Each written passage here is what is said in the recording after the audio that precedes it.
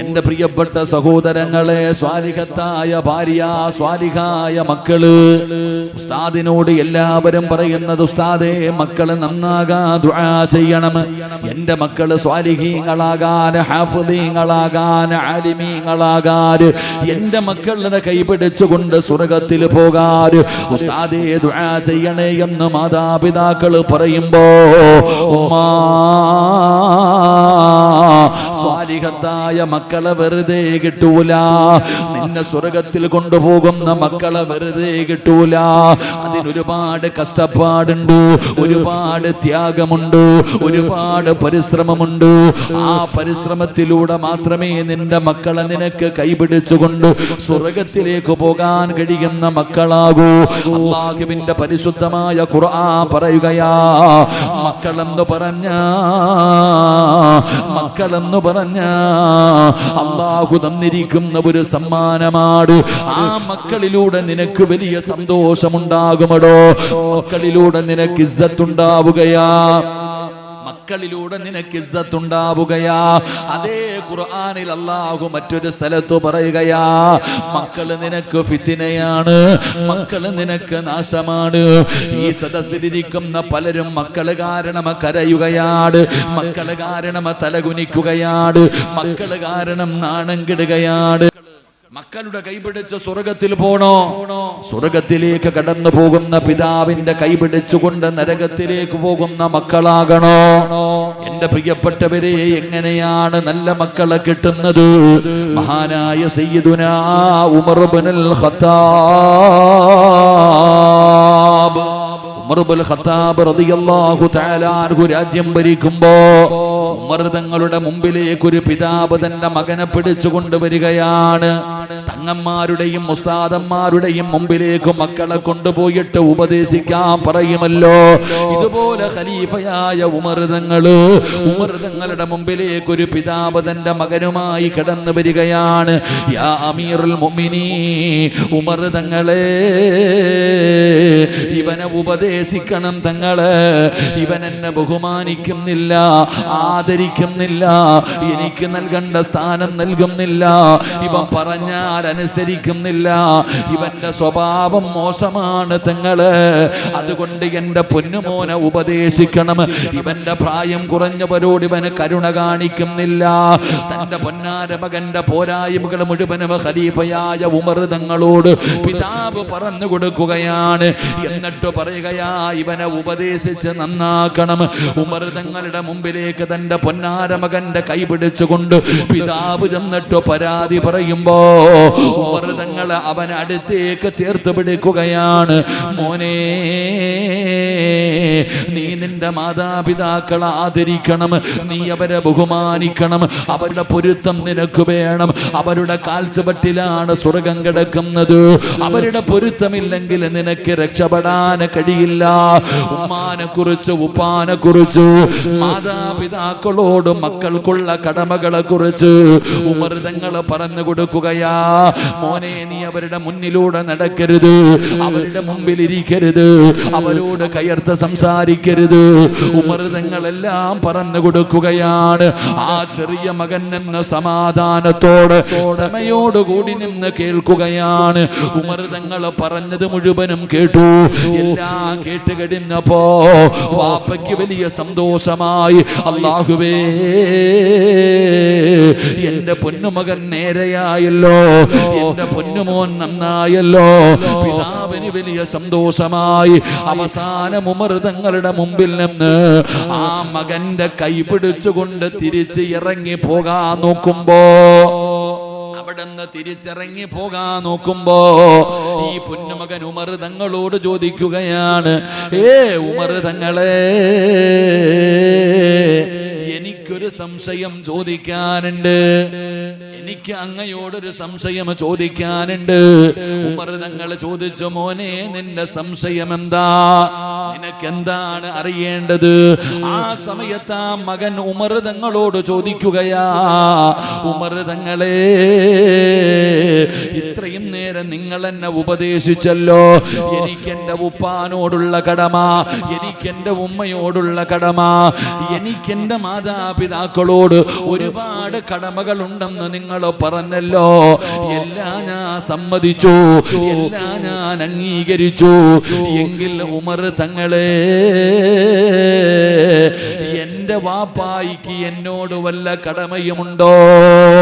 മാതാപിതാക്കളോട് മക്കൾക്ക് ചില കടമകളുണ്ട്. എവിടെ പോയാലും ഇത് തന്നെയാ കേൾക്കുന്നത്.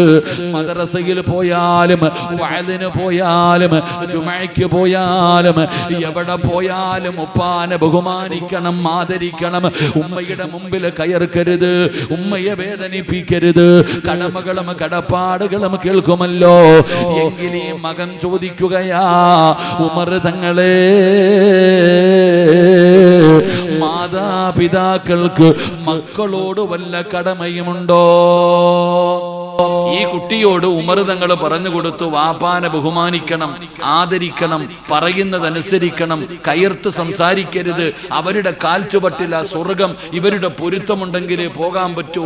ഇവര് ദുആ ചെയ്താ നിനക്ക് രക്ഷപ്പെടാൻ കഴിയും. എല്ലാം ഇങ്ങനെ പറഞ്ഞു കൊടുത്തു. തിരിച്ചു പോകാൻ സമയമായപ്പോ ഈ കുട്ടി ചോദിച്ചു, എന്റെ വാപ്പായിക്ക് എന്നോട് വല്ല കടമയുണ്ടോ?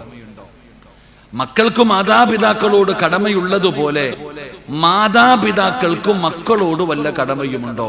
ഉമർ തങ്ങളുടെ കണ്ണ് തള്ളിപ്പോയി. ഉമർ ഇബ്നു ഖത്താബ് റളിയല്ലാഹു തആല അൻഹു അത്ഭുതപ്പെട്ടു പോയി. കാരണം വല്ലാത്ത ഒരു ചോദ്യമായി കുട്ടി ചോദിച്ചത്. ഉമർ തങ്ങൾ ആ മകനെ ചേർത്ത് നിർത്തിയിട്ട് പറഞ്ഞു, മോനെ, നിനക്ക് നിന്റെ വാപ്പാനോട് കടമയുള്ളതുപോലെ വാപ്പയ്ക്ക് നിന്നോടും ചില കടമയുണ്ടെന്ന് മഹാനായ സയ്യിദുനാ ഉമർ ഇബ്നുൽ ഖത്താബ് റളിയല്ലാഹു.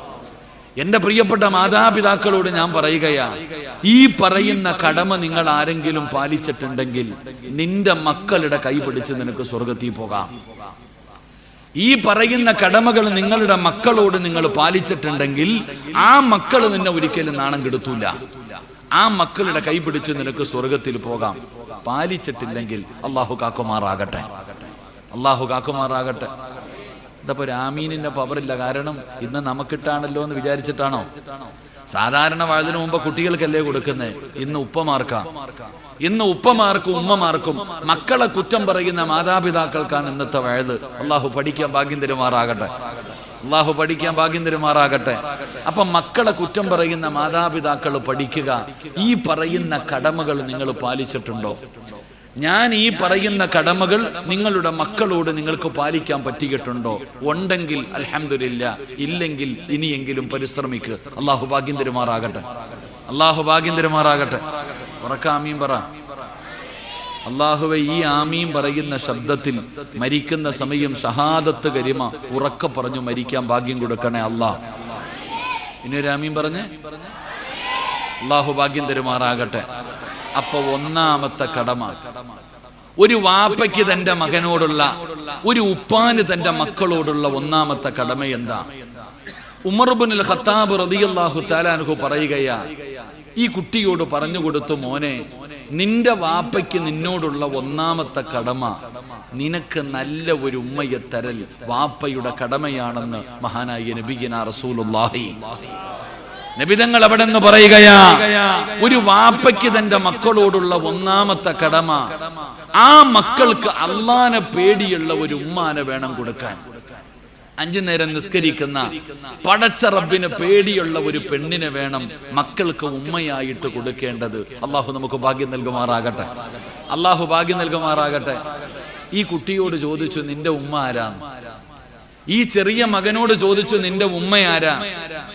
ആ മോൻ ഉമർ തങ്ങളോട് പറഞ്ഞ മറുപടി, വീട്ടിൽ ഒരെണ്ണം നിൽക്കുന്നുണ്ട്, വാപ്പ എവിടുന്നോ അടിച്ചുകൊണ്ട് വന്നതാ, മുസ്ലിം പോലുമല്ല. അള്ളാഹു നമുക്ക് ഈമാൻ തരുമാറാകട്ടെ. ഉറക്കപ്പറ. ആ കുട്ടി പറഞ്ഞ മറുപടി, എന്റെ പ്രിയപ്പെട്ട സഹോദരങ്ങളെ, ഏതോ ഒരു അടിമപ്പെണ്ണ നിക്കാഹ് കഴിച്ചിട്ടുണ്ടോ ഇല്ലയെന്നറിയില്ല, വാപ്പ വിളിച്ചുകൊണ്ട് വന്നിരിക്കുന്നതാണ് എന്റെ ഉമ്മയെന്ന് പറയുമ്പോ, എന്റെ പ്രിയപ്പെട്ടവര്, നിങ്ങൾ എന്താ വിചാരിച്ചത് നല്ല മക്കളെ വെറുതെ കിട്ടുമെന്ന? ഒരിക്കലും ഇല്ല. ഒരു ഉദാഹരണം ഞാൻ ചോദിക്കാം. ഈ സ്റ്റേജിന്റെ മുമ്പിൽ ഒരു വാഴ വെച്ചു, ആ വാഴ കുലച്ചു. കുല ഇങ്ങനെ നോക്കുമ്പോ നല്ലതുപോലെ ഒരു കുലയായിട്ടില്ല. ഉടനെ നേരെ ശ്രീകണ്ഠപുരത്ത് പോയിട്ട് ഒരു ചാക്ക് വളം കൊണ്ടുവന്നിട്ട് വാഴയുടെ ചുവട്ടിൽ രാവിലെയും വൈകിട്ടും വളമിടുന്നുണ്ട്, വെള്ളമൊഴിക്കുന്നുണ്ട്. ഈ കൊലച്ച കൊല നല്ലതുപോലെ നേരെയാകുമോ? എന്താ പാവോ? ആകോ? ആകോ ഇല്ല. എന്തുകൊണ്ട്? അപ്പൊ എന്തായിരുന്നു ആദ്യം ചെയ്യേണ്ടത്? ആദ്യം ചെയ്യേണ്ടത് എന്തായിരുന്നു? നിങ്ങൾ എന്താ ഇപ്പൊ വെടി കൊണ്ടുപോലെ ഇരിക്കണ പറ. ആദ്യം വളവിടണം. പിന്നെ ഇവിടെ കർഷകന്മാരൊന്നും ഇല്ല ഹതീബ്. എന്താ കർഷകന്മാരൊക്കെ പുറകിരിക്കുന്നുണ്ട്. ആദ്യം എന്തായിരുന്നു ഇപ്പൊ ചെയ്യണ്ടേ? നല്ല വിത്ത് വാങ്ങിച്ചു വെക്കണം. ഇനി എന്തെങ്കിലും ഉണ്ടാ? എന്താ സെക്രട്ടറി? നിങ്ങൾ പ്രസിഡന്റാ? നിങ്ങൾ പള്ളിയിലെ പ്രസിഡന്റ് അല്ലേ? ഇല്ല. എന്തായിരുന്നു ആദ്യം ചെയ്യേണ്ടത്? നല്ല കർഷകന്മാരില്ല, അതാ പഠിക്കേണ്ടത്. എന്റെ പ്രിയപ്പെട്ട സഹോദരങ്ങൾ, ആദ്യം ചെയ്യേണ്ടത് വിത്ത് വാങ്ങലോ വളം വാങ്ങലോ വെള്ളം വാങ്ങലോ അല്ല. എടാ, ഇവിടെ വാഴ വെച്ചാ കിളിക്കുമെന്ന് നോക്കണം. കർഷകന് മണ്ണ് കണ്ടാ അറിയാം. അല്ലാഹു ഈമാൻ നൽകുമാറാകട്ടെ. മണ്ണ് കണ്ടാൽ അറിയാം, വളക്കൂറുള്ള മണ്ണ്. എന്റെ പ്രിയപ്പെട്ടവരെ, ഒരു യഥാർത്ഥ കർഷകന് മണ്ണ് കണ്ടാൽ അറിയാം. ഉദാഹരണം എന്തിനാണ് പറഞ്ഞതെന്നറിയോ? നല്ല മക്കളെ വെറുതെ കിട്ടൂല. നല്ല മക്കളെ വെറുതെ കിട്ടൂല. അല്ലാഹുവിന്റെ പരിശുദ്ധമായ ഖുർആൻ പറയുകയാ, വൽ ബലദു തയ്യിബു യഖ്റുജു നബാതുഹു ബിഇദ്നി റബ്ബി. അല്ലാഹുവിന്റെ വിശുദ്ധമായ ഖുർആൻ പറയുകയാ, നിന്റെ ഭാര്യ ആരാണെന്നറിയുമോ? നിന്റെ കൃഷിയിടമാണ്. നിസാഉകും ഹർസുൽ ലക്കും വഅതു ഹർസകും. നിന്റെ ഭാര്യ നിന്റെ കൃഷിയിടമാണ്. മോനെ, നല്ല കൃഷിയിടത്തിൽ വിത്തിട്ടാലേ നല്ല വിളവ് കിട്ടൂ. പച്ച മലയാളത്തിൽ പറഞ്ഞ, ഒരു നല്ല ഉമ്മയുടെ വയറ്റിലെ നല്ല മക്കള് വളരാറുള്ളൂ. നല്ല ഉമ്മമാരുടെ മടിത്തട്ടിലാണ് നല്ല മക്കള് വളരുന്നത്. അല്ലാഹുവിനെ പേടിയുള്ള 5 നേരം നിസ്കരിക്കുന്ന വാപ്പയ്ക്കും ഉമ്മയ്ക്കുമാണ് നല്ല മക്കളെ കിട്ടുന്നത്. അവരുടെ കയ്യിലെ മക്കളെ കിട്ടിയിട്ടേ കാര്യമുള്ളൂ. ഇല്ലെങ്കിൽ കൊരങ്ങന്റെ കയ്യില് മാല കിട്ടിയതുപോലെയാണ്. നല്ല ഉപ്പയ്ക്കും ഉമ്മയ്ക്കാണ് നല്ല മക്കള് വളരുന്നത്. നിങ്ങൾക്ക് ചരിത്രമെടുത്ത് നോക്കാം. അല്ലാഹുവേ, ലോകത്ത് കടന്നു വന്ന പ്രവാചകന്മാരുടെ ചരിത്രമെടുക്കൂ. ഉമ്മമാര് വളർത്തിയ ഒരുപാട് മക്കളെ കാണാ. ഉമ്മമാര് വളർത്തിയ ഒരുപാട് മക്കളെ കാണാ. പടച്ചവനെ, സ്വഹാബത്തില്, താബിഈങ്ങളില്, തബഉ താബിഈങ്ങളില്, ഇമാമുമാരില്, ഔലിയാക്കന്മാരില്, സയ്യിദന്മാരില്, പണ്ഡിതന്മാരില്. എന്തിനാ നിങ്ങളുടെ നാട്ടില് നിങ്ങൾ നല്ലവരെന്ന് പറയുന്നവരില്ലേ? ഇവരുടെ ഉപ്പയാരായിരുന്നടോ? ഇവരുടെ ഉമ്മയാരായിരുന്നടോ? എന്റെ പ്രിയപ്പെട്ടവരെ, ഖുർആൻ പറയുകയാ, നല്ല ഉമ്മമാരുടെ മടിത്തട്ടിലാണ് നല്ല മക്കള് വളരുന്നത്. എത്രയോ ചരിത്രങ്ങൾ വേണം. എത്ര ചരിത്രങ്ങളാണ് നിങ്ങൾക്ക് വേണ്ടത്? പടച്ചവനെ, സാബിത്ത് ബിൻ ഇബ്രാഹിം എന്ന് പറയുന്ന ഒരു ചെറുപ്പക്കാരനുണ്ടായിരുന്നു. അല്ലാഹുവിനെ വല്ലാത്ത പേടിയാ. അല്ലാഹുവിനെ വല്ലാത്ത പേടിയാ. ഹലാലാണെന്ന് ഉറപ്പുള്ളത് മാത്രമേ കഴിക്കാറുള്ളൂ. പടച്ചവനെ, സൗന്ദര്യവാനാട് ഈ സാബിത്ത് ബിൻ ഇബ്രാഹിം പടച്ചറബിനെ പേടിച്ച് നടക്കുന്ന ചെറുപ്പക്കാരനാ. പടച്ചവനെ, ഭക്ഷണമില്ല, വല്ലാത്ത പട്ടിണിയാണ്. ഭക്ഷണം കടിച്ചിട്ട് ദിവസങ്ങളായി. സാബിത്ത് ബിൻ ഇബ്രാഹിമിന് വീടിനകത്ത് കിടന്നിട്ട് ഉറക്കം വരുന്നില്ല. വീട് വിട്ട് വെളിയിലിറങ്ങുകയാണ്. ആരെങ്കിലും ഒരു നേരത്തെ ആഹാരം തന്നാലോ? സാബിത്ത് നടക്കുകയാ. പടച്ചവനെ, ഒരു മനുഷ്യനും ഭക്ഷണം കൊടുക്കുന്നില്ല. അവസാനം സാബിത്തിന്റെ കൈകാലുകൾ തളരുകയാണ്. ഒരു പുഴയുടെ ഭാഗത്തുകൂടെ നടന്നു വരുമ്പോ നടക്കാൻ കഴിയാതെ സാബിത്ത് തളർന്നു വീഴുകയാ. ആ പുഴയുടെ ചാരത്തിങ്ങനെ തളർന്നു കിടക്കുമ്പോ വെള്ളത്തിലൂടെ ഒരു പഴമിങ്ങനെ ഒഴുകി വരികയാണ്. ഒരു പഴമിങ്ങനെ വെള്ളത്തിലൂടെ ഒഴുകി വരികയാണ്. വിശന്ന് തളർന്നു കിടക്കുന്ന സാബിത്ത് കാണുകയാ. വെള്ളത്തിലൂടെ ഒഴുകി വരുന്ന പഴം കണ്ടപ്പോ പട്ടിണി കാരണം, വിശപ്പിന്റെ കാഠിന്യം കാരണം സാബിത്ത് ആ പഴമെടുക്കുകയാണ്. ആർത്തിയോടെ കഴിക്കുകയാ. ആ കയ്യിലിരുന്ന പഴത്തിന്റെ പകുതി കഴിച്ചപ്പോ സുബ്ഹാനല്ലാഹ്, സാബിത്തിന്റെ ബുദ്ധി വർക്ക് ചെയ്യുകയാണ്. അവിടെന്ന് ചിന്തിച്ചു, അല്ലാ ഇതാരുടേതാണെന്ന് എനിക്കറിയില്ല, ഹറാമു തിന്നല്ലോ, ഹറാമു തിന്നല്ലോ, ഇനി ദുആയിക്ക് ഇജാബത്തില്ലല്ലോ, എന്റെ അമലുകൾ അല്ലാഹു സ്വീകരിക്കില്ലല്ലോ, ഞാൻ നരകത്തിലാണല്ലോ. സാബിത്ത് നിലവിളിക്കുകയാണ്. വെള്ളത്തിലൂടെ ഒഴുകി വന്ന ഒരു പഴത്തിന്റെ പകുതി കഴിച്ചതിന്റെ പേരില് ഭ്രാന്തനെ പോലെ കിടന്ന് വിളിച്ചു കൂവുകയാ, സുബ്ഹാനല്ലാഹ്. പുഴയുടെ എതിരെ ഓടുകയാ. എവിടെ നിന്നാണ് വീണത്, എവിടെ നിന്നാണ് വീണത്? സാബിത്ത് ഓടുകയാണ്, സാബിത്ത് ഓടുകയാണ്. അവസാന കിലോമീറ്ററുകളോളം സഞ്ചരിച്ചു.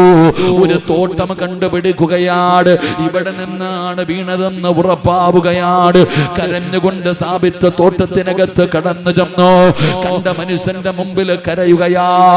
അറിയാതെ തിന്നുപോയതാ, പട്ടിണി കാരണം തിന്നുപോയതാ, എനിക്ക് പൊരുത്തം തരണേ, എനിക്ക് പൊരുത്തം തരണേ. ആ മനുഷ്യൻ പറഞ്ഞു, സാബിത്തേ ഇത് എന്റെ തോട്ടമല്ല, പൊരുത്തം തരാൻ ഇതെന്റെതല്ല, ഞാൻ ഇവിടുത്തെ തൊഴിലാളിയാണ്, എനിക്ക് അവകാശമില്ല. സാബിത്ത് ചോദിക്കുന്ന മുതലാളിയുടെ വീട് എവിടെയാ? 3 ദിവസം സഞ്ചരിക്കണം എന്റെ യജമാനന്റെ വീട്ടിൽ പോകാൻ. സാബിത്ത് പറഞ്ഞു, തയ്യാറാ? 3 കൊല്ലം നടക്കാനും ഞാൻ തയ്യാറാ. കാരണം വേണ്ടത് പൊരുത്തമാണ്. സാബിത്ത് നടക്കുകയാണ്. പറഞ്ഞ അടയാളം വെച്ചുകൊണ്ട് കയ്യിൽ ആപ്പിളും പിടിച്ച് സഞ്ചരിക്കുകയാ. ദിവസങ്ങളോളം സഞ്ചരിച്ചു. പറഞ്ഞ അടയാളം പറഞ്ഞ വീടിന്റെ മുറ്റത്തെത്തി. ഒരു പ്രായം ചെന്ന മനുഷ്യനെ കാണുകയാ. സുബ്ഹാനല്ലാഹ്. സാബിത്ത് കരയുകയാ, പൊരുത്തം ചോദിക്കുകയാ. ആ മനുഷ്യൻ ചിന്തിക്കുന്നു, റബ്ബേ ഇതാരാ അല്ലാ, ഇവനാരാ അല്ലാ? ഇവനൊരു സാധാരണ ചെറുപ്പക്കാരനല്ല, ആയിരുന്നെങ്കിൽ ഇവിടെ വരില്ലായിരുന്നു. ആ മനുഷ്യന് സാബിത്തിനെ ഇഷ്ടപ്പെടുകയാണ്. ആ മനുഷ്യൻ പറഞ്ഞു, സാബിത്തേ എനിക്കൊരു മകളുണ്ട്, നിനക്ക് ഞാൻ പൊരുത്തം തരാ, പക്ഷേ നീ എന്റെ മകളെ വിവാഹം കഴിക്കണം. അവൾക്ക് കണ്ണ് കാണൂല, അവൾക്ക് ചെവി കേൾക്കൂല, അവളുടെ കാലിന് സ്വാധീനമില്ല. ആ പെണ്ണിനെ നീ വിവാഹം കഴിച്ചാ നിനക്ക് ഞാൻ പൊരുത്തം തരാ. സുന്ദരനായ യുവത്വത്തിന്റെ നടുവിലൂടെ നടന്നു പോകുന്ന സാബിത്ത് ചിന്തിച്ചു, അല്ലാ ദുനിയാവാണല്ലോ, അവസാനമുണ്ടല്ലോ, ആഖിറമാണ് രക്ഷപ്പെടേണ്ടത്. കല്യാണത്തിന് സമ്മതിച്ചു, വിവാഹം കഴിഞ്ഞു. മണിയറയിലേക്ക് കടന്നു ചെല്ലുമ്പോ സാബിത്ത് നോക്കുമ്പോ ഒരു സുന്ദരിയായ പെണ്ണ് മണിയറയ്ക്കകത്ത് ഒരുങ്ങിയിരിക്കുകയാ. സാബിത്ത് എന്ന് പറയുന്ന ചെറുപ്പക്കാരൻ കല്യാണം കഴിച്ചു. മണിയറയ്ക്കകത്ത് കടന്നു ചെന്നപ്പോ ഒരു സുന്ദരിയായ പെണ്ണിരിക്കണോ. സാബിത്ത് ചോദിച്ചു, കണ്ണ് കാണാത്ത, ചെവി കേൾക്കാത്ത, കാലിന് സ്വാധീനമില്ലാത്ത എന്റെ ഭാര്യ എവിടെ? ആ പെണ്ണ് പറഞ്ഞു, സാബിത്തേ എനിക്ക് കണ്ണും കാണും, ചെവിയും കേൾക്കും, കാലിനും കുഴപ്പമൊന്നുമില്ല. പിന്നെ എന്റെ ഉപ്പ പറഞ്ഞത് എന്തുകൊണ്ടെന്നറിയോ? സാബിത്തേ ഓർമ്മ വെച്ച കാലത്തും, എനിക്ക് ഓർമ്മ വെച്ച കാലം മുതൽ ഇന്നുവരെ എന്റെ കണ്ണുകൊണ്ട് ഞാൻ ഹറാമ് കണ്ടിട്ടില്ല. അല്ല കാണരുതെന്ന് പറഞ്ഞ ഒരു കാര്യം ഇന്നുവരെ ഞാൻ എന്റെ കണ്ണുകൊണ്ട് കണ്ടിട്ടില്ല, എന്റെ ചെവി കൊണ്ട് ഞാൻ ഹറാമ് കേട്ടിട്ടില്ല. യശനീയം പരദൂഷണം ഒന്നും ഞാൻ പറയാറുമില്ല, കേൾക്കാറുമില്ല. ആ പെണ്ണ് പറയുകയാ, അള്ളാഹു പോകരുതെന്ന് പറഞ്ഞ ഒരു സ്ഥലത്തേക്ക് എന്റെ ഈ കാലുകൊണ്ട് ഞാൻ പോയിട്ടില്ല. അവൾ അള്ളാഹിനെ പേടിയുള്ളവളായിരുന്നു, അവൾ അള്ളാഹുവിനെ ഭയന്ന് ജീവിക്കുന്ന പെണ്ണായിരുന്നു. ഈ സാബിത്ത് ബിൻ ഇബ്രാഹിമും അള്ളാഹുവിനെ ഭയന്ന് ജീവിച്ചവനായിരുന്നു. ഇവര് രണ്ടുപേരും കൂടെ കൃഷി ഇറക്കി. ഇറക്കിയപ്പോ അള്ളാഹു ഒരു മകനെ കൊടുത്തു. ആരാ മകൻ എന്നറിയുമോ?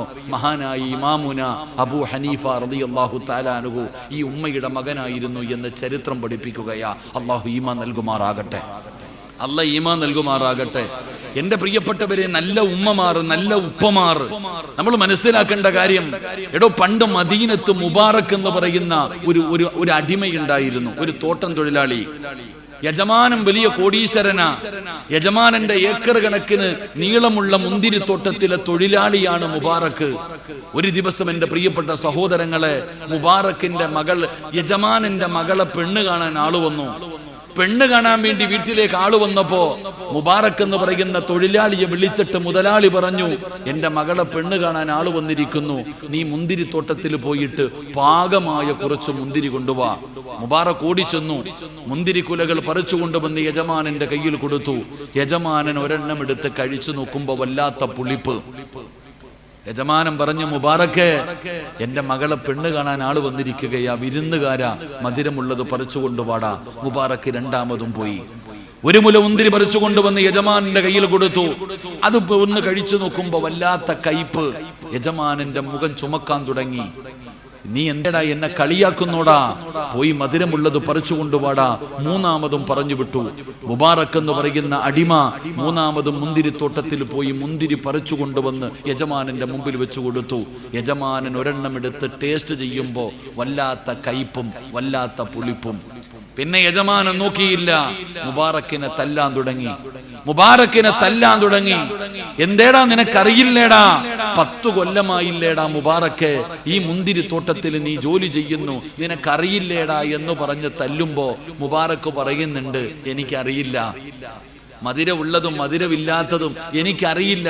കള്ളം പറയുന്നോടാ, 10 കൊല്ലമായില്ലേടാ ഇവിടെ ജോലി ചെയ്യുന്നത് എന്ന് പറഞ്ഞ് തല്ലുമ്പോ മുബാറക്ക് പറഞ്ഞ മറുപടി എന്തെന്നറിയുമോ? 10 വർഷമായി ഈ മുന്തിരി തോട്ടത്തിൽ ഞാൻ ജോലി ചെയ്യുന്നുണ്ട്, ഇന്നുവരെ താഴെ വീണ ഒരു മുന്തിരി ഞാൻ എടുത്ത് കഴിച്ചിട്ടില്ല. ഒരെണ്ണം പറിച്ചു കഴിക്കുന്നത് പോയിട്ട് താഴെ വീണ ഒരു മുന്തിരി പോലും ഈ 10 കൊല്ലത്തിന്റെ ഇടയിൽ ഞാൻ ഒരിക്കൽ പോലും താഴെ വീണ ഒരു മുന്തിരി പോലും എടുത്ത് ടേസ്റ്റ് നോക്കിയിട്ടില്ല. കാരണം നിങ്ങൾ എനിക്ക് അനുവാദം തന്നില്ലല്ലോ, നിങ്ങൾ എനിക്ക് തിന്നാൻ അനുവാദം തന്നില്ലല്ലോ, തോട്ടം നോക്കാനല്ലേ അനുവാദം തന്നത്. ആ മനുഷ്യൻ ഒരു മുന്തിരി പോലും കഴിച്ചിട്ടില്ല എന്ന് പറയുമ്പോ യജമാനന്റെ കൈ വിറയ്ക്കാൻ തുടങ്ങി. സുബ്ഹാനല്ലാഹ്, അള്ളാഹു നമുക്ക് ഈമാൻ നൽകി അനുഗ്രഹിക്കുമാറാകട്ടെ.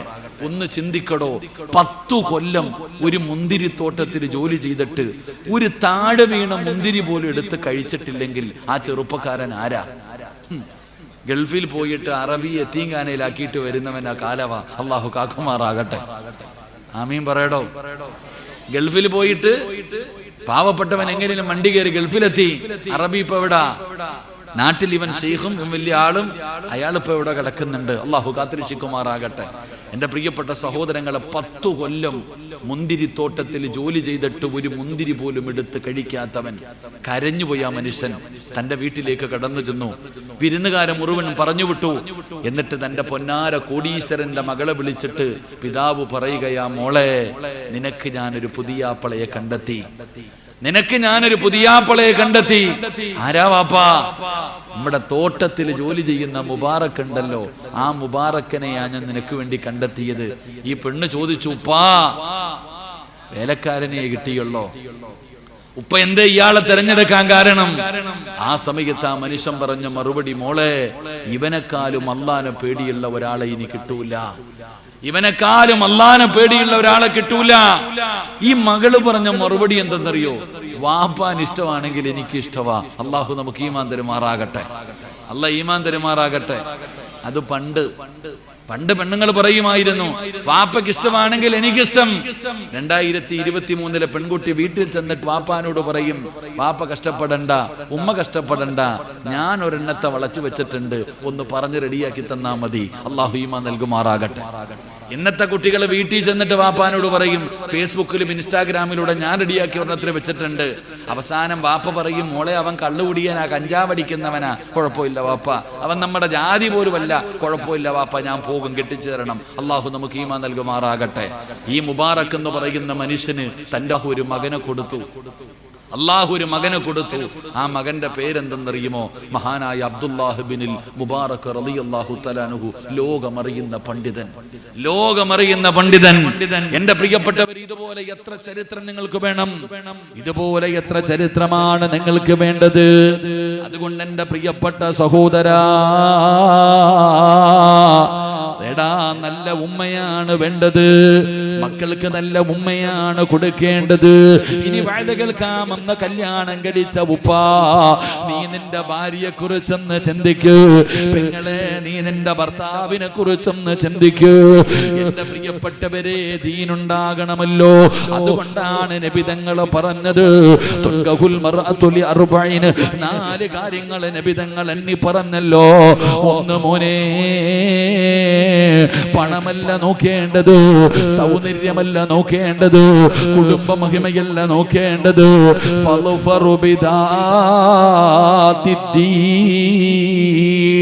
ദീനാണ് പരിഗണിക്കേണ്ടത്. പണമോ സൗന്ദര്യമോ കുടുംബ മഹിമയോ അല്ല. എടാ, ദീനുണ്ടോന്ന് നോക്ക്. കിട്ടുന്ന പെണ്ണ് തലമറയ്ക്കുന്നവളാണോ? അവൾ നിസ്കരിക്കുന്നവളാണോ? അവൾ അല്ലാഹനെ പേടിയുള്ളവനാണോ? ഇതാണ് മോളെ നോക്കേണ്ടത്. ദീനുള്ള പെണ്ണുങ്ങളെ തെരഞ്ഞെടുക്കൂ.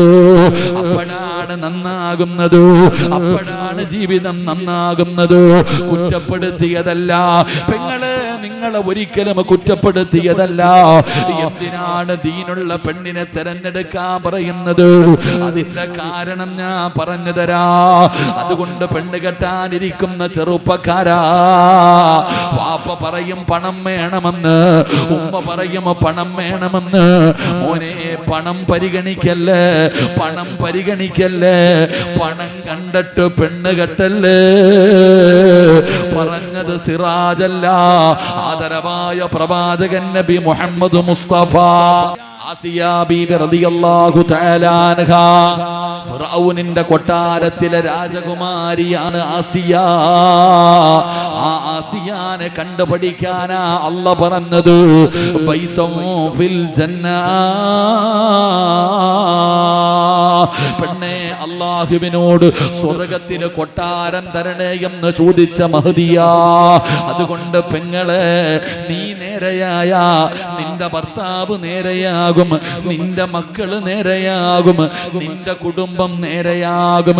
മറിച്ച് വാപ്പ നല്ലവനാ, പടച്ച റബ്ബേ, ഉമ്മ മോശക്കാരിയാ, മക്കള് തലതിരിഞ്ഞു പോകുമടോ, മക്കള് തലതിരിഞ്ഞു പോകുമടോ.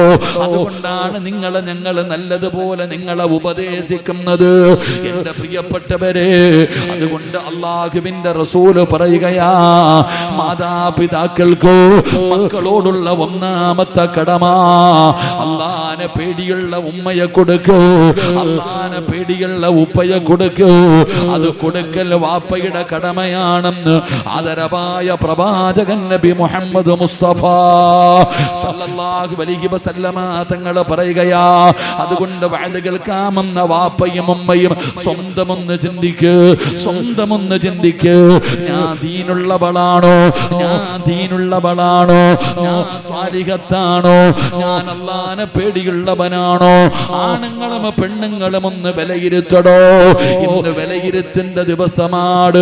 സ്വന്തമായിട്ട് വിലയിരുത്ത്. വിശദീകരിക്കുന്നില്ല. ഉമർ തങ്ങൾ പറയുന്നു, മോനെ, ഒരു വാപ്പയ്ക്ക് തന്റെ മക്കളോടുള്ള രണ്ടാമത്തെ കടമ എന്തെന്നറിയോ? ഉപ്പാന് തന്റെ മക്കളോടുള്ള രണ്ടാമത്തെ കടമ മക്കൾക്ക് നല്ല പേര് വെക്കൽ വാപ്പയുടെ കടമയാണെന്ന് മഹാനായ സയ്യിദുനാ ഉമർ ഇബ്നുൽ ഖത്താബ്. പ്രായപൂർത്തിയായ വന്നതാ സഹോദരിയുടെ മുകളിലൂടെ, തന്റെ പൊന്നാര സഹോദരിയുടെ മുമ്പിലൂടെ ഔറത്ത് തുറന്നിട്ട് കൊണ്ട് നടക്കുകയാ. കൊടുക്കണം ബാപ്പാ, തെറ്റല്ലേ ഉമ്മ? നിന്റെ മകന്റെ മുമ്പിലൂടെ നിന്റെ മകള് ഒരു മുടി പുറത്ത് കാണിക്കുന്ന കാര്യമല്ല, തലമുടി കാണിക്കുന്ന കാര്യമല്ല. പടച്ചവനെ, നല്ല വസ്ത്രം ബെഡ്റൂമിന്റെ അകത്ത് ധരിക്കേണ്ട വസ്ത്രം, കിടപ്പറയിൽ ധരിക്കേണ്ട വസ്ത്രം, അതിട്ടുകൊണ്ട് ഭക്ഷണം കഴിക്കാൻ വരുമ്പോ, ഹാളിൽ വരുമ്പോ, കൂടപ്പറപ്പിന്റെ മുമ്പിലൂടെ നടക്കുമ്പോ അവളുടെ ശരീരത്തിന്റെ വടിവുകൾ വെളിയിൽ കാണുന്ന വസ്ത്രമാണെങ്കിലും പറയണേ ഉമ്മ, നൊന്തു പ്രസവിച്ചത് നീയാ, തെറ്റാ ഉമ്മ. അതുകൊണ്ട് വഅദ് കേൾക്കാമെന്നവരോട് പറയുകയാണ്, ആദ്യം നന്നാകേണ്ടത് മക്കളല്ല, മക്കളല്ല, വാപ്പയും ഉമ്മയുമാണ്. വാപ്പയും ഉമ്മയുമാണ് നന്നാകേണ്ടത്. ആദ്യം ആദ്യം വാപ്പ നന്നാക്, ആദ്യം ഉമ്മ നന്നാക്. നബി തങ്ങൾ പറഞ്ഞല്ലോ, റബ്ബനാ ഹബിലനാ മിൻ അസ്വാജിനാ വദുരിയാതിനാ ഖുർറത അയ്യുനിൻ വജഅൽനാ ലിൽമുത്തഖീന ഇമാമാ. ഇങ്ങനെ ദുആ ചെയ്യുന്നവന് സ്വർഗ്ഗത്തിൽ ഒരു വീടുണ്ട്. എന്താണ് ദുആ ചെയ്യുന്നത്? വാപ്പ ദുആ ചെയ്യുകയാണ്, ഉമ്മ ദുആ ചെയ്യുകയാണ്. റബ്ബനാ, രക്ഷിതാവായ അല്ലാഹ്, ഹബിലനാ മിൻ അസ്വാജിനാ വദുരിയാതിനാ ഖുർറത അയ്യുനിൻ. പടച്ചവനെ, എൻ്റെ ഭാര്യ അവളെ ദീനുള്ളവളാക്കണേ അല്ലാ, എൻ്റെ മക്കളെ ദീനുള്ളവരാക്കണേ അല്ലാ, എൻ്റെ കണ്ണിന് കുളിർമയുള്ളവരാക്കണേ അല്ലാ. എൻ്റെ ഭാര്യയുടെ മുഖം കണ്ട, എൻ്റെ മക്കളുടെ മുഖം കണ്ട എൻ്റെ ദുഃഖം മാറണേ അല്ലാ, എൻ്റെ പ്രയാസം മാറണേ അല്ലാ. എൻ്റെ മക്കൾ എൻ്റെ കൂടെയുണ്ടല്ലോ, എൻ്റെ ഭാര്യ എൻ്റെ കൂടെയുണ്ടല്ലോ, മനസ്സിനൊരു സമാധാനം തരണേ അല്ലാ. എന്നിട്ട് പറയുകയാ, ലിൽ മുത്തഖീന ഇമാമാ. പള്ളിയിലെ ഇമാമാക്കണമെന്നല്ല, പള്ളിയിലെ ഇമാമാക്കണമെന്നല്ല, എൻ്റെ ഭാര്യക്കും എൻ്റെ മക്കൾക്കും മാതൃകയാകുന്ന, അവർക്ക് ഇമാമത്ത് നിൽക്കാൻ അർഹതയുള്ള ഒരു മനുഷ്യനാക്കി എന്നെ മാറ്റണേ അല്ലാ. ഉമ്മാനെ കണ്ടു വേണം മക്കള് പഠിക്കാൻ, വാപ്പയെ കണ്ടു വേണം മക്കള് പഠിക്കാൻ, ഭർത്താവിനെ കണ്ടു വേണം ഭാര്യ പഠിക്കാൻ. മാതൃകയാകടോ, മാതൃകയാക് ഉപ്പാ. അല്ലാഹുവിന്റെ പള്ളിയിൽ നിന്ന് 5 നേരം ഹയ്യ അലസ്സലാ ഹയ്യ അലൽ ഫലാ. അല്ലാഹുവിന്റെ പള്ളിയിൽ നിന്ന് 5 നേരം ബാങ്ക് വിളിക്കുമ്പോ നിസ്കരിക്കാൻ പള്ളിയിൽ പോകുന്നവനാണോ? മക്കളെ വിളിക്കണ്ട, പള്ളിയിൽ പോകാ പറയണ്ട. നിന്നെ കൂടെ നിന്റെ മക്കള് വരും ബാപ്പാ, നിന്നോട് ചോദിക്കും ഞാനും വരട്ടെ, എന്നെ കൊണ്ടുപോകുമോ? എന്തേ ഉപ്പാ അസറിന് പള്ളിയിൽ കണ്ടില്ലല്ലോ? മക്കള് നിന്നോട് ചോദിക്കും ബാപ്പാ. പെങ്ങളെ, പാല് കുടിക്കുന്ന കുഞ്ഞുങ്ങള് നിന്റെ വീട്ടിലുണ്ടല്ലോ, ഉമ്മ നിസ്കരിക്കുമ്പോ പാല് കുടിക്കുന്ന മക്കള് വന്ന് സുജൂദിൽ വീഴുകയാ, ഉമ്മാടെ കൂടെ നിസ്കരിക്കുകയാ, ഉമ്മാടെ കൂടെ നിസ്കരിക്കുകയാണ്. എന്തൊരു മനോഹരമാ പെങ്ങളെ. പടച്ചവനെ ദിക്ർ പറയുമ്പോ മക്കള് കൂടെ വന്നിരുന്ന് ലാ ഇലാഹ ഇല്ലല്ലാഹ് പറയുകയാ. ഖുർആൻ ഓതുമ്പോ മക്കളടുത്ത് വന്നിരിക്കുന്നല്ലോ. ഇത് കണ്ടു വളർന്നാ മതി, നിന്റെ മക്കള് നേരെയാകും ഉമ്മ. പക്ഷേ നീ ഖുർആൻ എടുക്കൂല, നീ നിസ്കരിക്കൂല, 24 മണിക്കൂറും മൊബൈലിലാണ്, മക്കളുടെ കയ്യിൽ കൊടുത്തിരിക്കുകയാണ്. നിനക്ക് അല്പനേരം റെസ്റ്റ് കിട്ടാൻ, മക്കള് തിന്നണമെങ്കിൽ മൊബൈല്, ഇണ്ടാതെ ഇരിക്കണമെങ്കിൽ മൊബൈല്. പടച്ചവനെ, കുഞ്ഞുമക്കളെ നശിപ്പിക്കുകയാ ഉമ്മ. നിങ്ങൾക്ക് ഈ മൊബൈലിനെ കുറിച്ച് അറിയാനിട്ടാണ്. ഇതൊരു ലഹരിയാ, ഇതൊരു ലഹരിയാ. ഒരുപാട് കുടുംബങ്ങളെ തകർത്തത് മൊബൈലാ, ഒരുപാട് ജീവിതങ്ങളെ തകർത്തത് മൊബൈലാ, ഒരുപാട് പേരെ നശിപ്പിച്ചത് മൊബൈലാ. മറക്കല്ലേ. അതുകൊണ്ട് ഉപ്പയും ഉമ്മയും നേരെയാക്, നിങ്ങൾ നല്ലവരാക്, നിങ്ങൾ നിസ്കരിക്ക്, നിങ്ങൾ ഖുർആൻ ഓത്, നിങ്ങൾ ദിക്ർ പറ, നിങ്ങൾ ഒരുമിച്ചിരുന്ന് ദുആ ചെയ്യൂ. വാപ്പാ,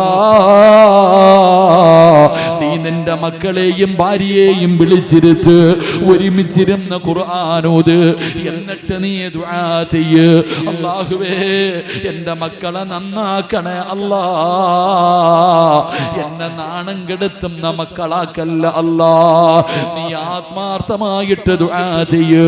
കൂടെ പഠിക്കുന്നവന് പറയുന്ന കഞ്ചാവടിക്കടാ, അവൻ അല്ലാഹനെ ഓർത്തില്ലെങ്കിലും നിന്നെ ഓർക്കും ബാപ്പാ. നീ കരഞ്ഞുകൊണ്ട് ദുആ ചെയ്യുന്നവനാണോ? മക്കളെ കൂടെ ഇരുത്തി ദുആ ചെയ്യിപ്പിക്കുന്നവനാണെങ്കിൽ കൂടെ പഠിക്കുന്ന മക്കള് കഞ്ചാവ് കൊടുത്തിട്ട് പറഞ്ഞു അടിക്കാൻ, അവൻ ചിന്തിക്കുന്നത് എന്തെന്നറിയോ? എന്റെ ഉപ്പയെങ്ങാനും ഇതറിഞ്ഞാ മരിച്ചു പോകുമല്ലോ. എനിക്ക് വേണ്ടി ദുആ ചെയ്യുന്ന ഉപ്പ മംഗലാപുരത്ത് പഠിക്കാൻ പോകുമ്പോ, കറങ്ങാൻ അവസരം കിട്ടുമ്പോ, അല്ലാഹുവേ ഇതെങ്ങാനും എന്റെ ഉമ്മച്ചി അറിഞ്ഞാല്, എന്നെ പൊന്നുപോലെ എനിക്ക് വേണ്ടി ജീവിക്കുന്ന എന്റെ വാപ്പയെങ്ങാണ് ഇതറിഞ്ഞ, പടച്ചവനെ എന്റെ ഉപ്പ മരിച്ചു പോകുമല്ലോ അല്ലാ. എന്നിൽ വലിയ പ്രതീക്ഷയാണല്ലോ. ചതിക്കാൻ തോന്നില്ല പെങ്ങളെ, വഞ്ചിക്കാൻ തോന്നില്ല പെങ്ങളെ. മോനെ ദുആ ചെയ്യടോ, കുടുംബസമേതം ഇരുന്ന് ദുആ ചെയ്യ്, കുടുംബസമേതം ഇരുന്ന് നന്മ ചെയ്യ്. ഇത് കണ്ടുവേണം മക്കള് വളരാ. നീ ആദ്യം ഫർദ് ധരിക്ക്, നീ മൗറത്ത് മറക്ക്, എന്നിട്ട് നിർബന്ധമായി നിന്റെ മക്കളെ കൊണ്ട് മറപ്പിക്ക്. നീ ഫർദയും ഹിജാബും, മോള് ജീൻസും പാൻറ്റും. എന്ത് ദീൻ! അല്ലാഹു ഈമാൻ നൽകുമാറാകട്ടെ. ഉറക്കെ പറ, ഈമാൻ നൽകുമാറാകട്ടെ.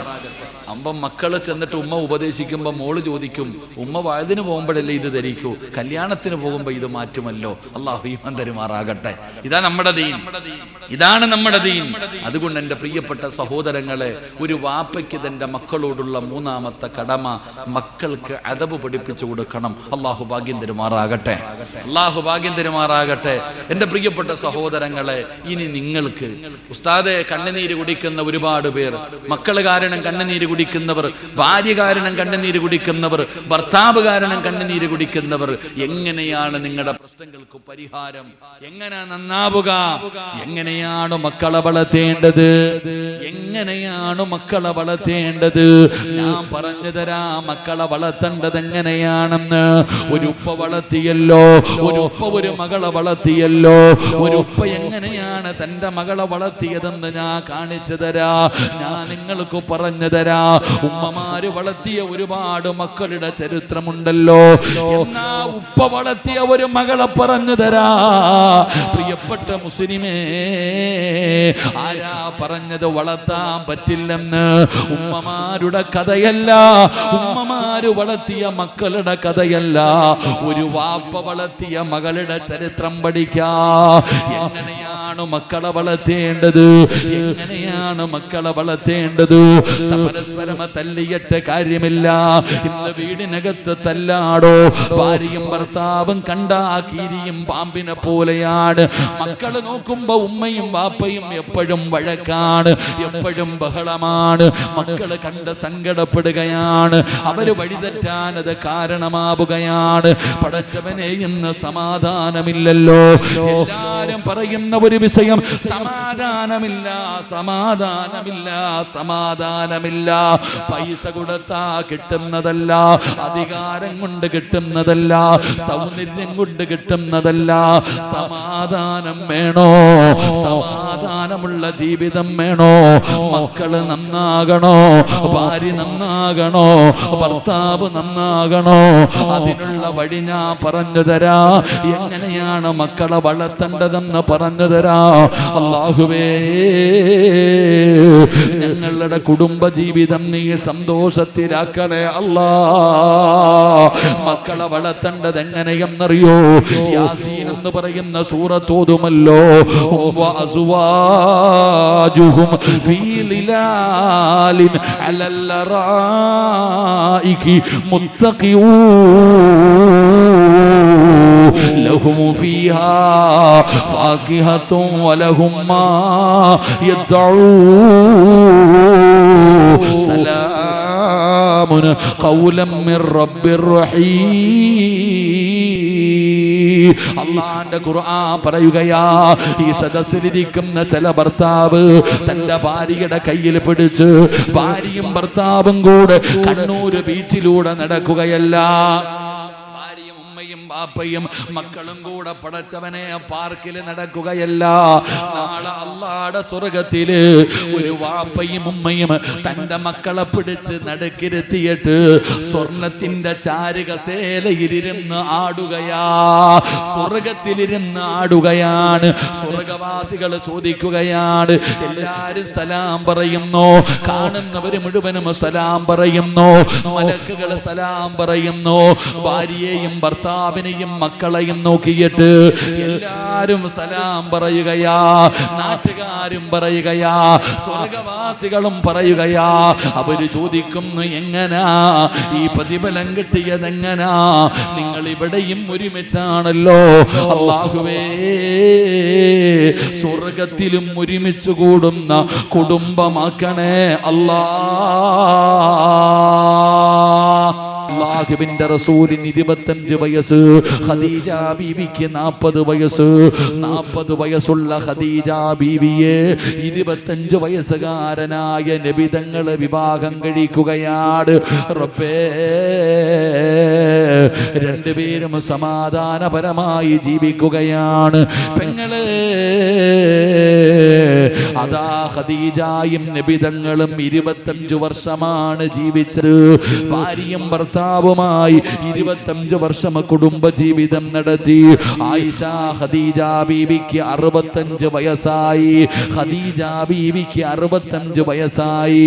പടച്ചവനെ, ഒരു ദിവസം രാത്രിയിൽ ഖദീജ ബീവി കുളിച്ചൊരുങ്ങുകയാണ്. നല്ല വസ്ത്രം ധരിക്കുകയാണ്. നല്ല വസ്ത്രം ധരിക്കുകയാണ്. എന്നിട്ട് വീടിന്റെ വാതിലിൽ ഇങ്ങനെ നിൽക്കുകയാണ്. അല്ലാഹുവിന്റെ റസൂൽ കടന്നു വരികയാ. ഖദീജ ബീവിക്ക് 65 വയസ്സുള്ളപ്പോ വീടിന്റെ മുമ്പിൽ കുളിച്ചൊരുങ്ങിയിട്ട് ഇങ്ങനെ നിൽക്കുകയാണ്. നബി തങ്ങൾ കടന്നു വന്നു. ചിരിക്കുന്ന മുഖത്തോടെ സ്വീകരിച്ചു. അല്ലാഹുവിന്റെ റസൂലിന് കഴിക്കാൻ ഭക്ഷണം കൊടുത്തു. ഖദീജ ബീവി റളിയല്ലാഹു തആല അൻഹാ, പടച്ചവനെ, നബി തങ്ങൾ ഭക്ഷണം കഴിച്ചു കഴിഞ്ഞപ്പോ അല്ലാഹുവിന്റെ പ്രവാചകനോട് ചോദിക്കുന്നു, യാ റസൂലല്ലാഹ്, അല്ലാഹുവിന്റെ നബിയേ, ഞാൻ മടിയിലൊന്ന് കിടക്കട്ടെ നബിയേ, മടിയിലൊന്ന് കിടക്കട്ടെ നബിയേ. അല്ലാഹുവിന്റെ റസൂലിന്റെ മടിത്തട്ടിൽ കിടക്കാൻ അനുവാദം ചോദിച്ചു. നബി തങ്ങൾ സമ്മതിച്ചു. ഖദീജ ബീബി അല്ലാഹുവിന്റെ റസൂലിന്റെ മടിയിൽ തലവെച്ച് കിടക്കുകയാ. എന്നിട്ട് നബി തങ്ങളുടെ മുഖത്ത് നോക്കുകയാണ്. ഖദീജ ചിരിക്കുന്നുണ്ട്. ഖദീജ ചിരിക്കുന്നുണ്ട്. അല്ലാഹുവിന്റെ റസൂൽ ചോദിക്കുന്നു, ഖദീജ, എന്തേ നീ ഇങ്ങനെ നോക്കുന്നത്? എന്നെ നോക്കുന്നത് എന്തേ ഖദീജ? യാ റസൂലല്ലാഹ്, എന്തൊരു ഗ്ലാമറാ നബിയേ, എന്തൊരു സൗന്ദര്യമാ നബിയേ. ഖദീജ 25 കൊല്ലം കൊണ്ട് കാണുന്നതല്ലേ ഖദീജ. പെങ്ങളെ, സദസ്സിലിരിക്കുന്ന വാപ്പമാരോട് പറയുകയാ, പ്രായം ചെന്നാ ഒരുമിച്ച് കിടക്കാറില്ല. 40ഉം 50ഉം വയസ്സ് കഴിഞ്ഞ വാപ്പ ഒരു റൂമിലാ, ഉമ്മ ഒരു റൂമിലാ. ഒരുമിച്ച് കിടക്കാറില്ലല്ലോ, ഒരുമിച്ച് കിടക്കാറില്ലല്ലോ. എന്തേ ഉമ്മ ഒരുമിച്ച് കിടക്കാത്തതിന്റെ കാരണം എന്തേ ഉമ്മ? വയസ്സാം കാലത്തല്ലേ ഒരുമിച്ച് കിടക്കേണ്ടത്? വയസ്സാം കാലത്തല്ലേ, ഈ പ്രായമാകുമ്പോഴല്ലേ താങ്ങാകേണ്ടത്, അല്ലാതെ വേറെ ഒന്നുമല്ലല്ലോ. പടച്ചവനെ, വികാരത്തിന് വേണ്ടി മാത്രമല്ല വിവാഹം കഴിക്കുന്നത്. ഭാര്യയും ഭർത്താവും ഒരുമിച്ച് കിടക്കണം. അല്ലാഹുവിന്റെ റസൂലിന്റെ മുഖത്ത് നോക്കിയിട്ട് ഖദീജ ബീവി പറയുന്നു, നബിയേ, എന്തൊരു സൗന്ദര്യമാണ് നബിയേ. എന്നിട്ട് ഖദീജ ബീവി പറയുകയാ, യാ റസൂലല്ലാഹ്, ഖദീജ ബീവിയുടെ കണ്ണ് നിറയുകയാണ്. എന്തിനാ ഖദീജ? എന്തു പറ്റി ഖദീജ? യാ റസൂലല്ലാഹ്, നമ്മൾ രണ്ടുപേരും ഒരുമിച്ച് ജീവിക്കാൻ തുടങ്ങിയിട്ട് 25 കൊല്ലമായി നബിയേ. എന്റെ മരണമടുത്തു നബിയേ, എന്റെ മരണമടുത്തു നബിയേ. ഞാൻ അങ്ങയുടെ മനസ്സിന് വേദനയുണ്ടാക്കുന്ന എന്തെങ്കിലും പറഞ്ഞു പോയിട്ടുണ്ടെങ്കിൽ എനിക്ക് പൊരുത്തപ്പെട്ട് തരണേ യാ റസൂലല്ലാഹ്. നബി തങ്ങളുടെ കയ്യിൽ പിടിച്ചിട്ട് ഖദീജ ബീവി റളിയല്ലാഹു തആല അവിടുന്ന് പൊരുത്തം ചോദിക്കുമ്പോ നബി തങ്ങൾ കരയുകയാ. പൊരുത്തം ചോദിക്കല്ലേ ഖദീജ, വാപൊത്തി പിടിക്കുകയാ നബി തങ്ങള്. എന്തേ പടച്ചവനെ, എന്തേ കാരണമെന്നറിയോ? നബിതങ്ങൾക്ക് പരാതിയില്ല, നബിതങ്ങൾക്ക് പരാതിയില്ല. നിനക്കറിയുമോ ഖദീജ ആരാണെന്ന്? ഖദീജ ആരാണെന്നറിയോ? ഖിയാമത്ത് നാൾ വരെയുള്ള ഒരു പെണ്ണിനും ഖദീജയ്ക്ക് കിട്ടുന്ന പ്രതിഫലം കിട്ടൂല. ഇനി ലോകത്ത് ഒരു പെണ്ണിനും ഖദീജ ബീവിക്ക് അല്ലാഹു കൊടുക്കുന്ന പദവി കിട്ടൂല. കാരണം എന്തെന്നറിയോ? ഖദീജ ബീവിക്ക് സ്വർഗത്തിലൊരു വീടുണ്ട് പെങ്ങളെ. ആരും ശല്യം ചെയ്യാത്ത ഒരു ഭാഗത്ത് ഒറ്റ മുത്തിൽ പണിത ഒരു വീട്. എന്തിനാ അല്ല കൊടുത്തതെന്നറിയോ? എന്തിനാ അല്ല കൊടുത്തതെന്നറിയോ? നബി തങ്ങളെക്കാൾ 15 വയസ്സ് കൂടുതലാണ് ഖദീജ ബീവിക്ക്. ആ ഖദീജ ബീവി 25 കൊല്ലം നബി തങ്ങളുടെ കൂടെ ജീവിച്ചിട്ട് സുബ്ഹാനല്ലാഹ് ഒരിക്കൽ പോലും നബി തങ്ങളുടെ മുമ്പിൽ ശബ്ദമുയർത്തിയിട്ടില്ല. അല്ലാഹുവിന്റെ റസൂൽ എന്ന ഭർത്താവിന്റെ മുമ്പിൽ 25 വർഷം ഒരിക്കൽ പോലും നബി തങ്ങളുടെ മുമ്പിൽ ഖദീജ ബീവി ശബ്ദമുയർത്തി സംസാരിച്ചിട്ടില്ല. ഇതിനല്ല കൊടുക്കുന്ന പ്രതിഫലമാ, ഇതിനല്ല കൊടുക്കുന്ന പ്രതിഫലമാ. നിന്റെ ഭർത്താവ് പറയുന്നത് നിന്റെ നാവിന് നീളം കൂടുതലെന്നാണ്. എന്തൊക്കെയാ പറയുന്നത്? എന്തൊക്കെയാ പറയുന്നത്? അല്ലാഹുവിന്റെ റസൂൽ ഖദീജ ബീവിയുടെ വാപൊത്തി പിടിച്ചിട്ട് പറയുകയാ, പറയല്ലേ, പൊരുത്തം ചോദിക്കല്ലേ. പിരിയുകയാണോ ഖദീജ? പിരിയുകയാണോ ഖദീജ? അല്ലാഹുവിന്റെ റസൂലിനോട് പറയുകയാ, നബിയേ പൊരുത്തം തരണേ നബിയേ. അല്ലാഹുവിന്റെ റസൂൽ പറഞ്ഞു, പരാതിയില്ല, എനിക്ക് നിന്നെ കുറിച്ചൊരു പരാതിയുമില്ല. ചാടി എഴുന്നേൽക്കുകയാണ് 65 വയസ്സുള്ള ഖദീജ ബീവി റളിയല്ലാഹു തആല അൻഹാ. തങ്ങളുടെ മുമ്പിലേക്ക് ചാടി എഴുന്നേൽക്കുകയാണ്. കെട്ടിപ്പിടിച്ച് ചുംബനം കൊടുക്കുകയാണ്. അല്ലാഹുവിന്റെ റസൂലിന് ചുംബനം കൊടുത്തു. എന്നിട്ട് ചെവിയിൽ ഒരു രഹസ്യം ചോദിക്കുകയാ, യാ റസൂലല്ലാഹ്, മൂന്നാഗ്രഹമുണ്ട്, മൂന്നാഗ്രഹമുണ്ട്, സാധിപ്പിച്ച് തരുമോ യാ റസൂലല്ലാഹ്? നബി തങ്ങളോട് 3 ആഗ്രഹം പറയുകയാ. ഒന്നാമത്തെ ആഗ്രഹം എന്തെന്നറിയോ? നബിയേ, ഞാൻ മരിച്ച എന്റെ മയ്യത്ത് നിങ്ങൾ കുളിപ്പിക്കണം നബിയേ. ആരും എന്റെ ജനാസ കുളിപ്പിക്കരുത്, നിങ്ങൾ വേണം കുളിപ്പിക്കാൻ. വേറെ ഒരാളും എന്റെ ശരീരം കാണുന്നത് എനിക്കിഷ്ടമല്ല. വേറെ ഒരാളും എന്റെ ശരീരം കാണുന്നത് എനിക്കിഷ്ടമല്ല നബിയേ. കുളിപ്പിക്കുവോ നബിയേ? കുളിപ്പിക്കുമോ നബിയേ? നബി തങ്ങളെ സമ്മതിക്കുകയാണ്. രണ്ടാമത്തെ ആഗ്രഹം എന്തെന്നറിയോ? യാ റസൂലല്ലാഹ്, അങ്ങ് പുതയ്ക്കുന്ന പുതപ്പുണ്ടല്ലോ, ഷാളുണ്ടല്ലോ, അല്ലാഹുവിന്റെ റസൂല് എപ്പോഴും പുതയ്ക്കുന്ന ഷാള്, നബിയേ കഫം തുണിക്കകത്ത് വെക്കുമോ നബിയേ? നിങ്ങളില്ലാതെ പറ്റൂല. ഖിയാമത്ത് നാൾ വരെ ഖബറിനകത്ത് കിടക്കേണ്ടതാണ്. എനിക്ക് നിങ്ങളുടെ സുഗന്ധം വേണം നബിയേ. നിങ്ങളില്ലാതെ എനിക്ക് ഉറങ്ങാൻ പറ്റൂല. നിങ്ങളില്ലാതെ ഖബറിനകത്ത് കിടക്കാൻ പറ്റൂല. അതുകൊണ്ട് അങ്ങയുടെ ചുമലിൽ കിടക്കുന്ന ഷാള് എന്റെ കഫം തുണിക്കകത്ത് വെക്കണം നബിയേ.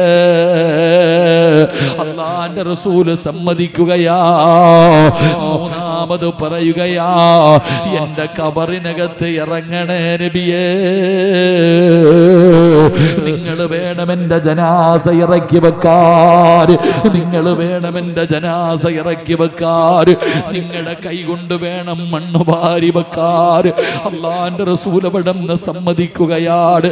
നബി തങ്ങളോട് പറയുകയാ, എന്റെ ഫാത്തിമാനെ നോക്കണേ നബിയേ, ഉമ്മ കൂടെ വേണ്ട സമയമാ, ഉമ്മ കൂടെ വേണ്ട സമയമാ. എന്റെ പൊന്നുമോളെ തല്ലല്ലേ, എന്റെ പൊന്നുമോളെ വേദനിപ്പിക്കല്ലേ. ഫാത്തിമ ബീവിയെ കുറിച്ച് ഖദീജ ബീവി പറയുകയാ. ഖദീജ ബീവി റളിയല്ലാഹു തആല അൻഹ അവിടുന്ന് മരണപ്പെടുകയാണ്. അല്ലാഹുവിന്റെ റസൂലാ മയ്യത്ത് കുളിപ്പിച്ചത് നബി തങ്ങളാണ്. ഖദീജ ബീവി റളിയല്ലാഹു തആല അൻഹയുടെ ജനാസ കുളിപ്പിച്ചത്. അവിടുന്ന് കഫം പൊതിയുമ്പോ ചുമലിൽ കിടന്ന ഷാളെടുത്ത് ചുംബിക്കുകയാ. ഖദീജയുടെ കഫം തുണിക്കകത്ത് വെച്ച് പൊതിയുകയാ. പടച്ചവനെ, ജനാസ കൊണ്ടുപോയി ഖബറിലേക്ക് നബി തങ്ങൾ ഇറങ്ങി. തന്റെ പ്രിയപ്പെട്ട ഭാര്യയുടെ ഖബറിനകത്ത് ഇറങ്ങിയിട്ട് അവിടത്തെ ജനാസ താങ്ങി ഇറക്കുകയാണ്. ഖബറിലേക്ക് വെച്ചു, കെട്ടുകൾ അടിച്ചു മാറ്റി, ഒരു പിടി മണ്ണ് വാരി ഖദീജ ബീബി റളിയല്ലാഹു തആല അൻഹയുടെ കബളിന്റെ താഴെ വെക്കുമ്പോ അല്ലാഹുവിന്റെ റസൂലിന്റെ കൺതടങ്ങൾ നിറഞ്ഞ താടിരോമത്തിലൂടെ ഖദീജ ബീബിയുടെ കഫൻ തുണിയുടെ മുകളിലേക്ക് കണ്ണുനീര് വീഴുകയാ. പടച്ചവരേ, ഖദീജ ബീബി അവിടുന്ന് ലോകത്തോട് യാത്ര പറയുകയാ. ഫാത്തിമയുടെ ഉമ്മയാ, ഫാത്തിമ ബീബിയുടെ ഉമ്മയാ. ഇത് കണ്ടാണ് ഫാത്തിമ വളർന്നത്, ഇത് കണ്ടാണ് ഫാത്തിമ വളർന്നത്. പടച്ചവരേ, ഇനി വാപ്പയായ നബി മുഹമ്മദ് മുസ്തഫ സല്ലല്ലാഹു അലൈഹി വസല്ലമ തങ്ങള് 63ാമത്തെ വയസ്സിൽ നബി തങ്ങള് രോഗം പിടിച്ച് കിടക്കുകയാണ്. അല്ലാഹുവിന്റെ റസൂല് രോഗം പിടിച്ച് കിടക്കുമ്പോ അലിയാര് തങ്ങളോട് അനുവാദം ചോദിച്ചു. ഫാത്തിമ ബീബി വാപ്പയെ കാണാൻ പോകുകയാണ്. ഖദീജ ദാ ഫാത്തിമ ബീബി നബി തങ്ങളെ കാണാൻ വേണ്ടി വീട്ടിലേക്ക് ഓടി വരുമ്പോ അല്ലാഹുവിന്റെ റസൂലിന് എഴുന്നേക്കാൻ വയ്യ, രോഗം പിടിച്ച് കിടക്കുകയാ. അല്ലാഹുവിന്റെ റസൂൽ എന്ന് പറഞ്ഞ ഫാത്തിമ ബീബി വന്ന, ഫാത്തിമ ബീബി വന്ന നബി തങ്ങൾ എഴുന്നേറ്റ് നിൽക്കും. ബാപ്പാ, അല്ലാഹുവിന്റെ റസൂല് ഫാത്തിമ പെൺകുട്ടികളെ അങ്ങനെയാടോ, അല്ലാഹുവിന്റെ റസൂല് പെൺമകളെ വളർത്തിയത് അങ്ങനെയാ. ഫാത്തിമ ബീബി വരുമ്പോ നബി തങ്ങൾ എഴുന്നേക്ക് നിൽക്കും. ബാപ്പാ, ഫാത്തിമ ബീവിയുടെ നെറ്റിത്തടത്തിൽ ഉമ്മ വെക്കുമായിരുന്നു. പടച്ചവരെ, വാപ്പമാരോട് ചോദിക്കട്ടെ, നിന്റെ പെമ്മക്കളെ നീ ചുംബിക്കാറുണ്ടോ?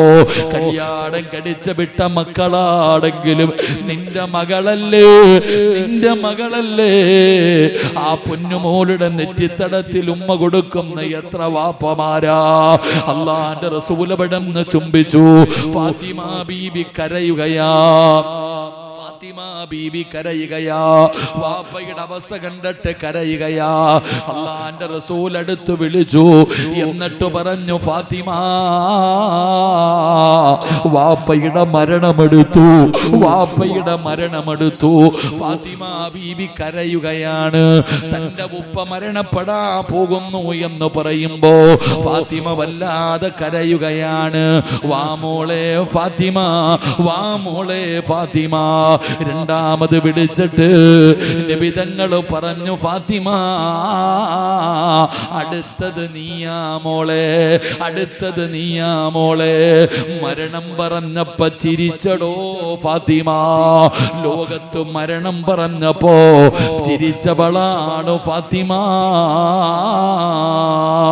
റസൂലുള്ളാഹി തങ്ങൾ മരണം പറഞ്ഞു. ഫാത്തിമ ബീബി അടുത്തിരിക്കുകയാണ്. നബി തങ്ങൾ വഫാത്താവുകയാണ്.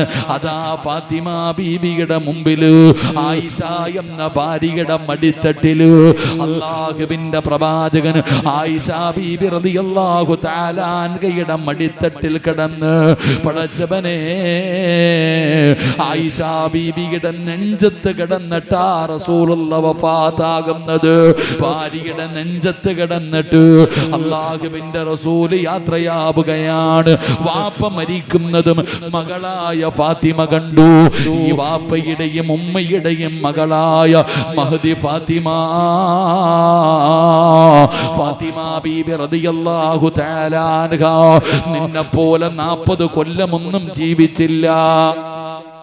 40 വർഷമൊന്നും ഫാത്തിമ ബീബി ജീവിച്ചില്ല. 29ാമത്തെ വയസ്സ്, 29 കൊല്ലമേ ജീവിച്ചുള്ളൂ. 29ാമത്തെ വയസ്സിൽ ഫാത്തിമ ബീബി കുളിച്ച് റെഡിയായി നിൽക്കുകയാണ്. അലിയാര് തങ്ങൾ വരുന്നുണ്ട്. ഉമ്മ നിന്നതുപോലെ, ഖദീജ ബീബി എന്ന ഉമ്മ നിന്നതുപോലെ ഫാത്തിമയും ഒരുങ്ങി നിൽക്കുകയാ. അലിയാര് തങ്ങൾ വന്നു. ഫാത്തിമ ബീബി റളിയല്ലാഹു തആല അൻഹ ചിരിക്കുന്ന മുഖത്തോടെ സ്വീകരിച്ചു. കഴിക്കാൻ ഭക്ഷണം കൊടുത്തു. അലിയാര് തങ്ങളുടെ മടിത്തട്ടിൽ കിടക്കുകയോ, അലിയാര് തങ്ങളുടെ മടിത്തട്ടിൽ കിടക്കുകയാ. അവിടെ നിന്ന് പൊരുത്തം ചോദിക്കുകയാണ്. അലിയേ, പോകാ സമയമായി അലിയേ, എന്റെ മരണമെടുത്തു അലിയേ. അലിയാര് തങ്ങളോട് യാത്ര പറയുകയാ. അലിയാര് തങ്ങള് കരയുകയാണ്. എന്തേ ഫാത്തിമ, എന്തേ നീ പറയുന്നത് ഫാത്തിമ? എന്നെ ഒറ്റയ്ക്കാക്കിയിട്ട് പോകുകയാണോ ഫാത്തിമ? 29ാമത്തെ വയസ്സിൽ ഫാത്തിമ ബീബി യാത്ര പറയുകയാണ്. തന്റെ ഭർത്താവിനോട് പറഞ്ഞതെന്തെന്നറിയോ? അലിയേ, ഞാൻ മരിച്ച പകല് എന്നെ കബറടക്കരുത്.